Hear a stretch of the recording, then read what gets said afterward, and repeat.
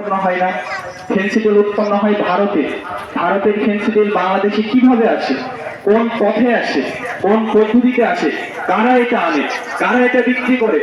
বারবার মিয়ানমারের যে ইয়াবা, সেই ইয়াবা কিভাবে এখানে আসে?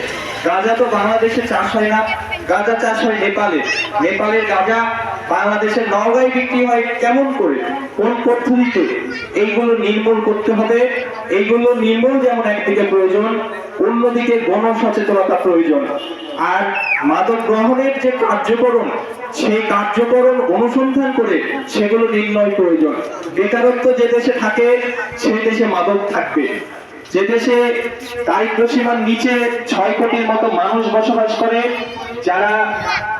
যাদেরকে মৌলিক অধিকার নিশ্চিত হয় না, সে দেশে মাদক থাকবে। কারণ মাদক শুধুমাত্র কৌতূহল থেকে কেউ গ্রহণ করে না, হতাশা থেকে গ্রহণ করে।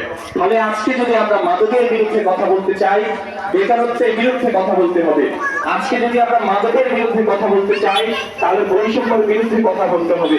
সংগ্রামী বন্ধুগণ, আমরা সেই দিকে অগ্রসর হব, এই প্রত্যাশা রেখে আমি আমার বক্তব্য শেষ করছি। সবাইকে ধন্যবাদ। ধন্যবাদ। আমি এই পর্যায়ে কথা